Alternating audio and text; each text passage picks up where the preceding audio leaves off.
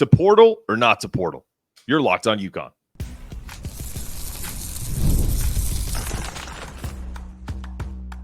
You are Locked On UConn, your daily podcast on the UConn Huskies, part of the Locked On Podcast Network, your team every day. Thanks for making Locked On UConn your first listen every day. We are free and available wherever you get your podcasts and on YouTube, part of the Locked On Podcast Network, your team every day. And a special welcome to the only podcast on UConn that has been undefeated since its inception, my own little 12-game winning streak. Take that into the offseason. Today's episode is brought to you by Monopoly Go. I admit it, I have a competitive side, and it is a big fan of Monopoly Go, the mobile hit twist on the classic Monopoly game. So join your friends and download Monopoly Go now free on the App Store or on Google Play. We bring back Jacey Zembal, former basketball and football writer for Fox Sports, now our chief portal insider with Rivals.com. First question for you, JC. To portal or not to portal? UConn brought in their version of the Fab Five last year. Steph Castle is likely going to leave for the NBA draft lottery. You have Jalen Stort, Solo Ball, Jaden Ross, and Yusef Singh as rising sophomores. They snagged Terrace Reed Jr. and have been linked to shooters Kobe Brea, Alex Howson, and Aiden Mahaney. My question to you is this. There's 2 open spots currently. With Steph commits, there'll be 3. Do you continue to portal with an older transfer, squeezing minutes for your loyal sophomores who didn't really transfer out for you, or do you go with recruits to build the team with long-term depth? Your thoughts? I understand the loyalty aspect, and I do think that there is something to be said about the feelings for returning players when they see somebody at their position get brought in. I'm sure it's not the funnest thing to go through, but everything about this is always about competition. And to be at the end of the day, schools are going to bring in the best players they possibly can. And however it falls, it falls. And now the loyal rising sophomores, it could be situations where they bring in transfers to work around with, kind of add to those guys. It can work both ways, but I just don't see any program having a chance to get a really good proven impact player. And there's no reason why UConn can't.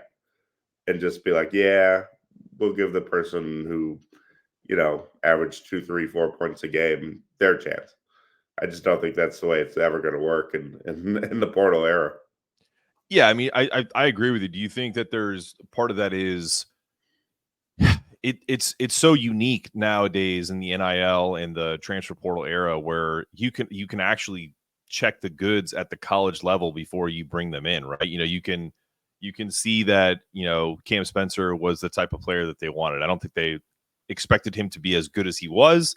And so finding that formula is kind of where we're going right now. So I agree with you. I think there are good arguments on both sides, though. Yeah, I mean, I know Dabo Swinney from Clemson football. He has spoke about this often, where he believes his transfers are players that haven't played for him yet. Guys that are on the bench that he's trying to reward loyalty to. I know I've talked to some high major basketball coaches in the past, and they think it disrupts team chemistry when you bring in guys that who are probably going to take other guys' spots who have been waiting. So there is definitely something to be said about it. But I mean, this is more pro sports now, and there is no loyalty. There is no feeling like you got to reward anybody at the pro sport level. So I just think it's just easier more than ever. And I call it Noah's Ark. You want 2 of everything. It's so much easier to get 2 of everything. So if you can get your 2 point guards and your 2 centers and your 4 wings and your 2 power forwards, and always have something and always be ready for injuries, then I just don't know how you pass up on that. Yeah, no, I agree, because I was asked about Terrace Reed Jr., and we'll get your thoughts on him as well. And I said, I don't think that they're planning to have a 2-headed monster. I think they're planning to have a 3-headed monster next year. So bringing in a guy like Terrace Reed, who doesn't get into a lot of foul trouble, to supplement Samson Johnson, who's had problems with foul trouble. Then you have Yusef Singh having 3 kind of rotational centers is a luxury that UConn can have next year. So what are your thoughts off the bat about Terrace Reed Jr.? That's obviously the commit that that signed with UConn yesterday. What are your initial thoughts? I liked it. I mean, I think we have him currently ranked 19th on the Rivals rankings. It might go down a little bit when the next batch of guys um, get added to the rankings. That's going to be probably. I don't think people get as wrapped up on portal transfer rankings, but if they do, it's always going to be fascinating because each week there's about 30 guys that are going to get added to the rankings, which means 30 players will more than likely drop. So it might be more in a range now. So say he's 19, but he's probably going to end up in that 20 to 30 range. But proven high school prospect. A lot of people wanted him in high school. Big star. Played for a very elite, high level. Traveling team program. Played at a very winning. Lots of games on ESPN high school program. Goes to Michigan. I think he was around 9-7 this year. Full of upside. I mean, to me, he's what you want. I mean, he's plug and play, and he'll be ready to roll. Absolutely. We played this game with you in the last segment we had you last week, which is our Portal Kombat. I'm going to give you 2 guys that UConn is linked to, and you tell me who you think is the better fit and why. Okay. So we're talking shooting guards right now. Kobe Brea and Aiden Mahaney. Kobe Brea, obviously from Dayton. Aiden Mahaney, obviously from St. Mary's. Both older guys. Talk to me about pluses and minuses. Who you picking there and why? So I think Brea is a straight wing, and I would pick him.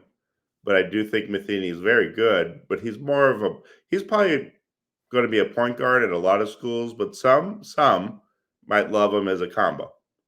I would not call Aiden a straight wing or a straight shooting guard. The thing with Brea is sometimes you wonder when you see shooting percentages and statistics, you're like, oh, he must just be a spot up shooter. That's what he does. That's his game. And then you watch the film.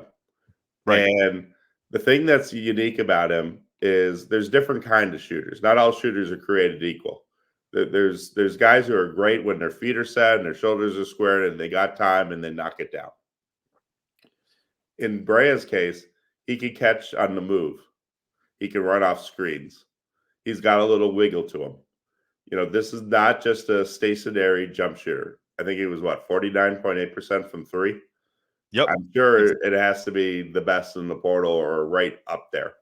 There can't be too many that are in that range. What struck me about him, and I'm with you on that, is as you said, wasn't super familiar with his game. Watched the game against Arizona, where essentially anytime they ran plays for him, he brought them closer to 2, down from 7 down to 4, exactly. But when you look at it, and then sometimes you go, well, the guy shot 50%. He must have not shot a lot of threes. He was 100 for 201. Yeah. So that he's basically a 50% shooter, which is insane. But you're right. A lot of step back threes, and he didn't take a ton of 2s, but on the pick and roll with Deron Holmes, he did, give that little hesitation dribble where it's kind of like what UConn likes to run with their lob plays. Can he be that kind of Cam Spencer role? I think he can. He's a big guard, 6'5", 6'6". I think that's the choice. So I think we're lockstep there. In Aiden's case, he's very good. I mean, yeah. I think what it's just we'll see if I'm right or not. I think he had to do some things that were hard. I shouldn't say hard. He had a lot more on his shoulders. I think he probably took shots that were that probably helped lower his shooting percentages because when the shot clock's winding down, who has to make something happen? It's true. Who has the best perimeter defender against him?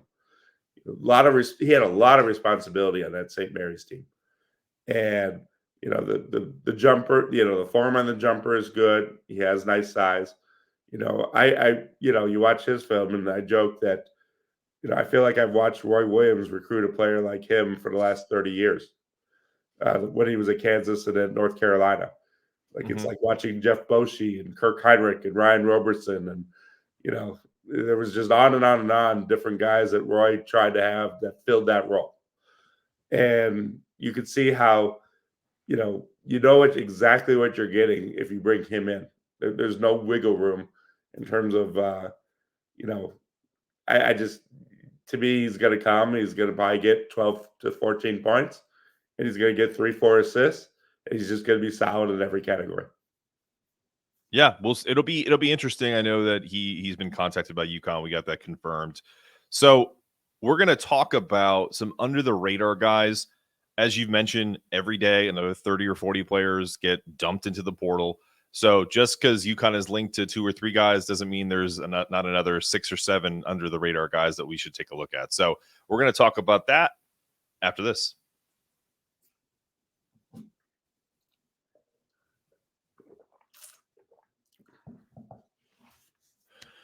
When it comes to your financial future, you think you've done it all. You've saved, you've researched, you've invested all that you can. Now you need to take those investments to the next level by using what every financial great uses, Yahoo Finance. For more than 25 years, Yahoo Finance has been the brand new behind every great investor. For comprehensive financial news and analysis, visit the brand behind every great investor, yahoofinance.com, the #1 financial destination. yahoofinance.com. That's yahoofinance.com. All right, JC. If I was, first off, I wanted to ask you about this because before we even get to under the radar guys, there's been a bunch of scuttlebutt, if you will, on Twitter about Jeremy Roach. You're a North Carolina guy. So am I. So we see a lot of this stuff right now. What are the chances he gets called by UConn? Because I don't see it. I'd see him at a program where he's I guess he's kind of similar to Aiden, who they are linked to. But do you see him? He's more of a smaller guard. I just don't see them wanting to bring him in as the kind of the older transfer that would be in the guard room. What do you think? Oh, it's interesting with Roach is before he even entered the portal officially, he was already getting linked to programs like Kentucky and Arkansas and St. John's, and he's a DC kid. He's someone who I've been watching since the 9th grade. He went to the CP3 Rising Stars camp, which usually is held in either Greensboro, North Carolina, or Winston-Salem, North Carolina, that Chris Paul puts on. That brings in all these nationally about to start their 9th grade year. Jeremy Roach, from that point, was known. It was clear as a 9th grader, before he even enrolled at his school as a 9th grader, he was going to be someone to watch. The backstory with Jeremy is he was about as fast and explosive with the ball as anybody you'll find. And he still is, but it took a detour. He had a very bad ACL injury during the later stages of his high school career, and it took him some time. And he got to Duke, and sometimes players at Duke don't get the chance to develop over a period of time. Sometimes they get over recruited, sometimes they get pushed out. But in Jeremy Roach's case, he had 4 years, and he kind of incrementally got better each and every year. What popped about him this year is he was a very good, upper level 3-point shooter. He was over, I think, 43% from 3-point land, which is easily probably the best. So, I've always felt if Jeremy Roach went to somewhere that ran and did a lot of high ball screen pick and roll, and he got to use that speed and quickness and maybe cut it loose a little bit, it'd be fun to see what he could do. Even with the good numbers this year at Duke, I mean, obviously, I see Duke a handful of times. Some games he was good, some games he wasn't as much of a factor. So, there's still a level of consistency that he can still achieve where he can be counted on to get 14 to 17 points every game, be a 3-point threat every game, create plays for others. So I think he will be very good next year. I'm just going to be interested to see, does he end up somewhere that really runs? Sounds like Arkansas to me. Duke runs, but I felt like Duke has played more half-court basketball the last few years than they normally do. Sure. There have been definitely years where, you don't run with Duke. You don't try to outscore them. They will want to go and get a game in the 80s and 90s. Duke has been very comfortable playing in the 60s. Yeah.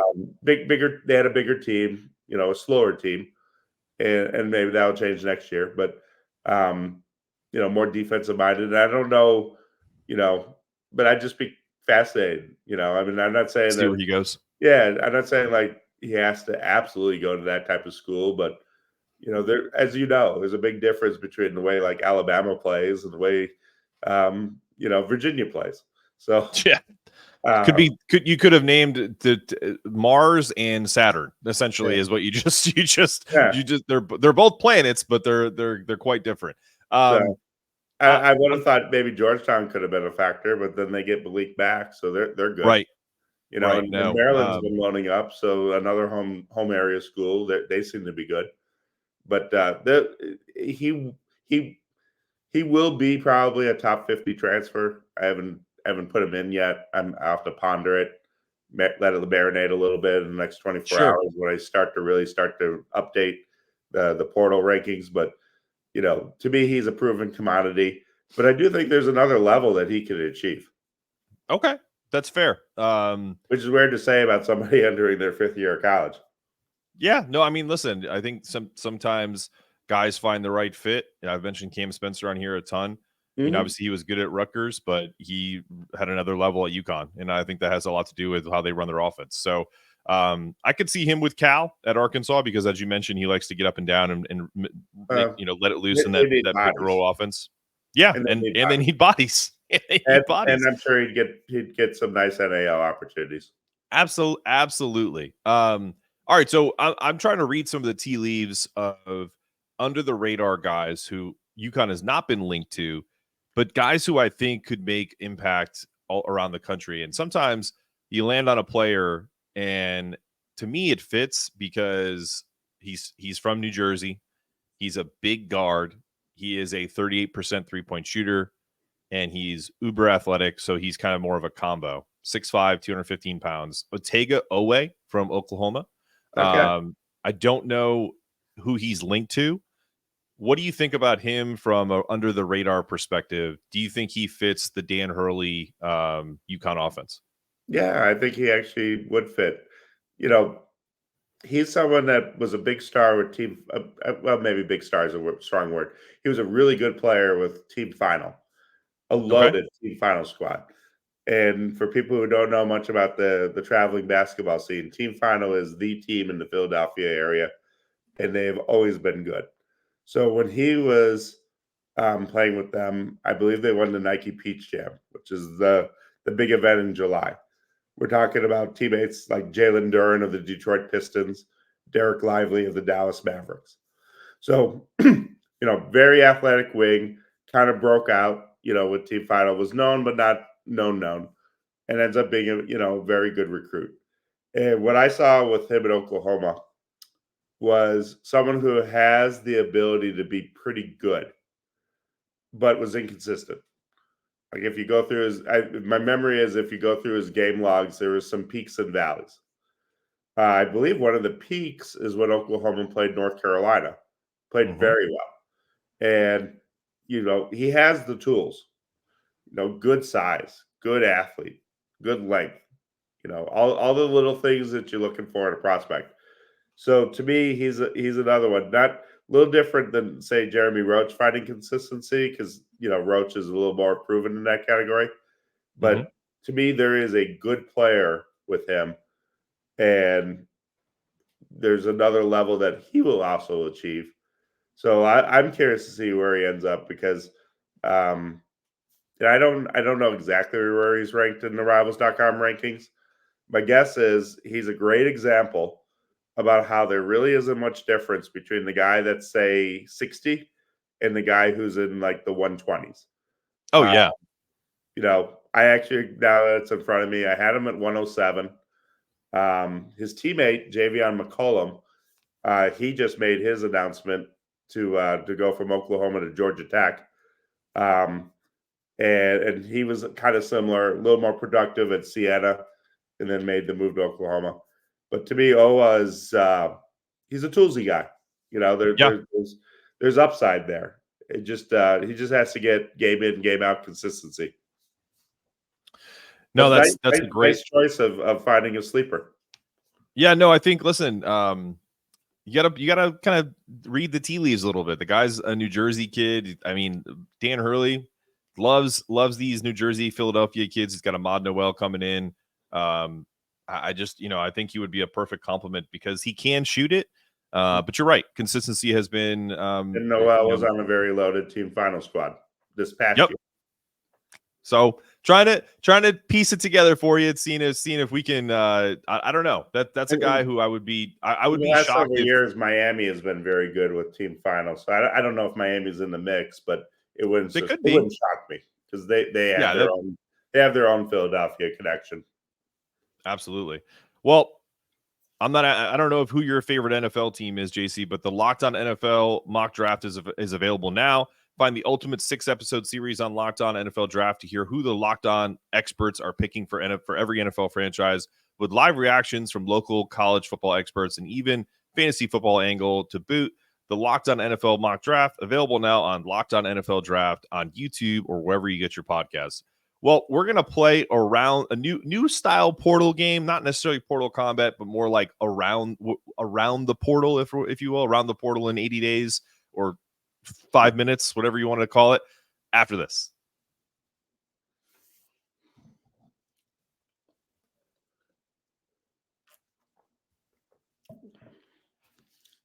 We've all been there, either as a player or a fan. It's halftime and the scoreboard is not looking good. You're feeling low, not sure you or your team can pull out a win. That's when you dig deep, lift your head up, and say to yourself, time to get back in the game, pull off some bank heists, and takes as much of my friends' money as I possibly can. That's right.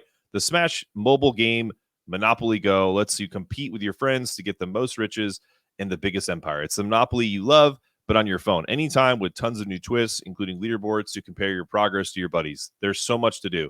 Play on countless dynamic Monopoly boards, make your friends bankrupt by smashing the landmarks with a wrecking ball, charge other players rent for your iconic properties. You can even work with your friends to crack open community chests and tournaments to get extra rewards and climb the leaderboard. So get back out there, put on your game face, and download Monopoly Go, now free on the App Store or Google Play.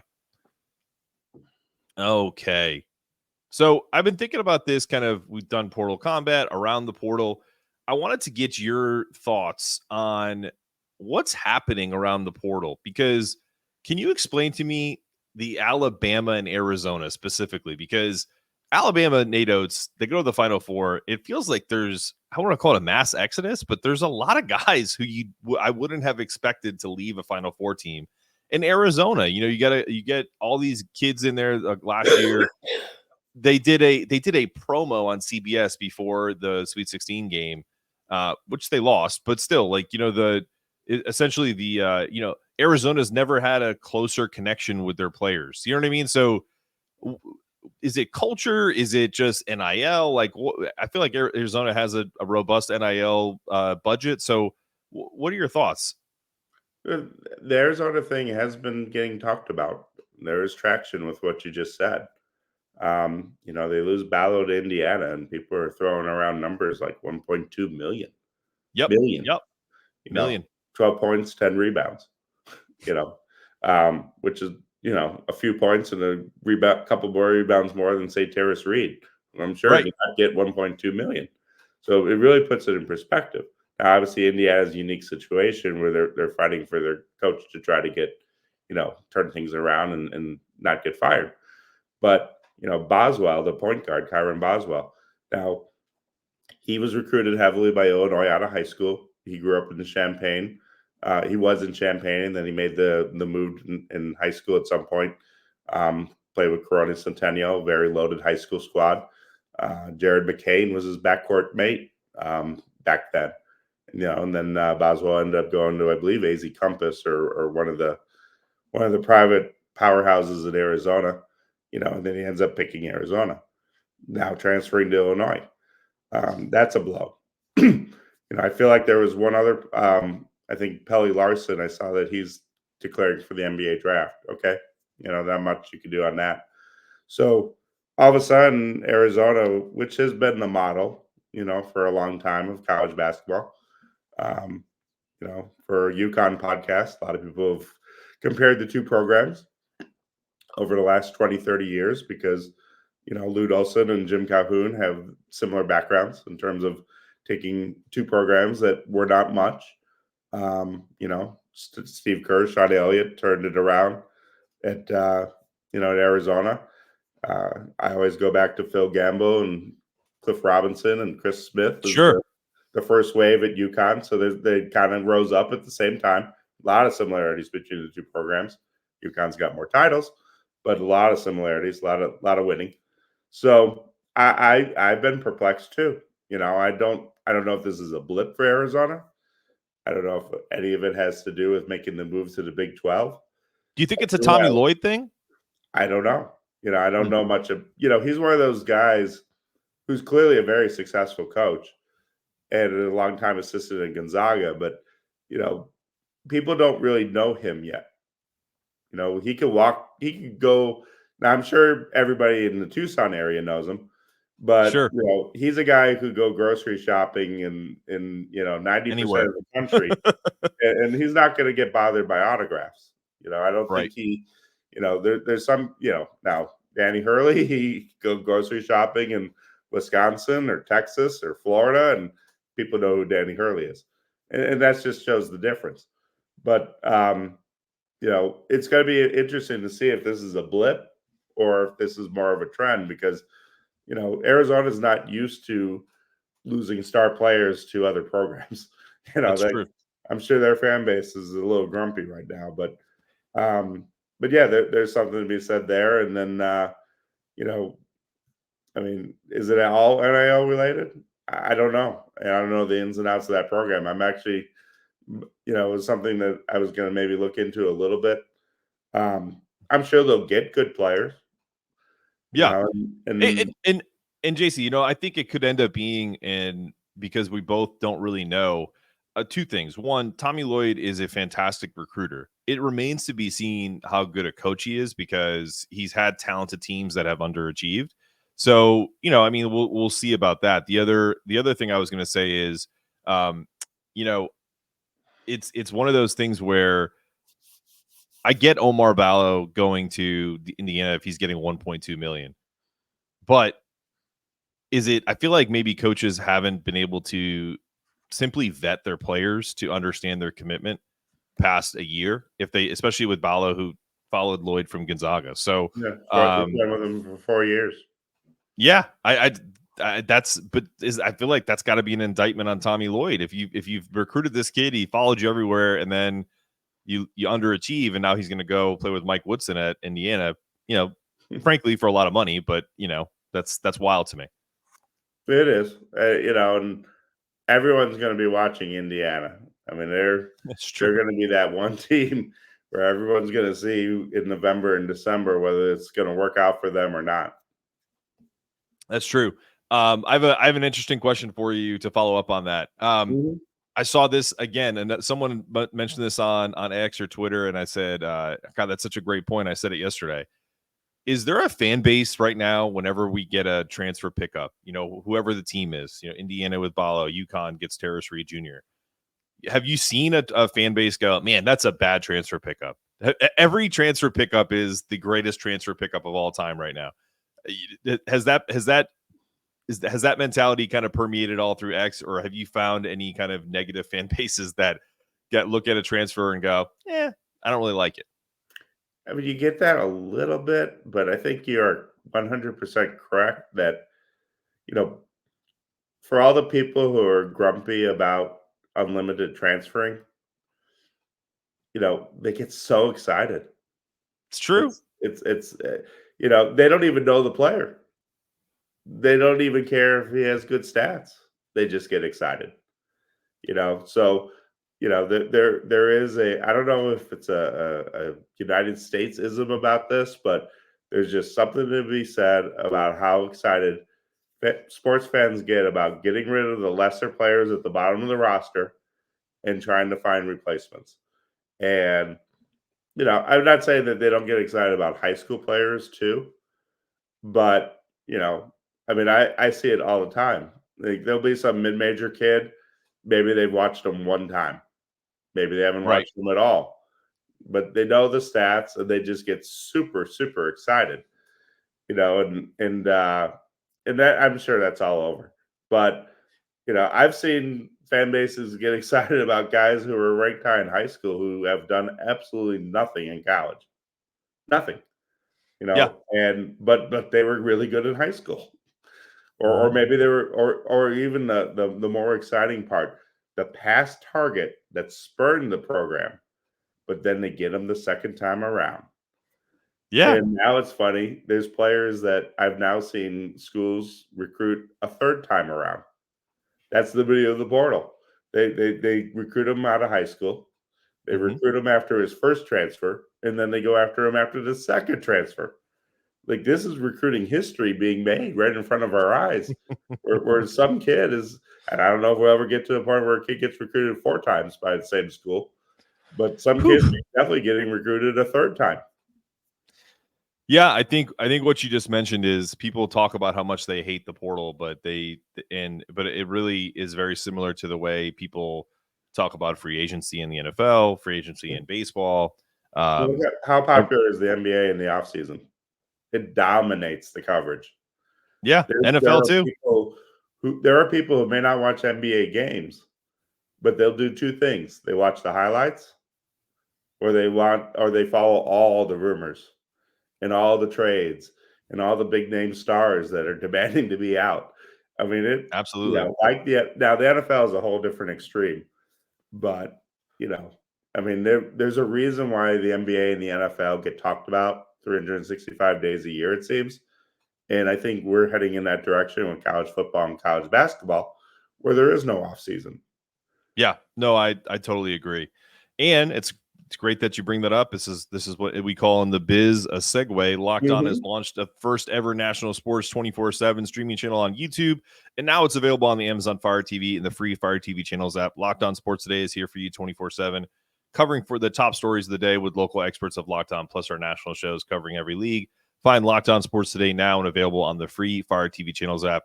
Listen, JC, thank you so much for coming on. We're going to bring you back if we get some of these guys in the portal sooner than later.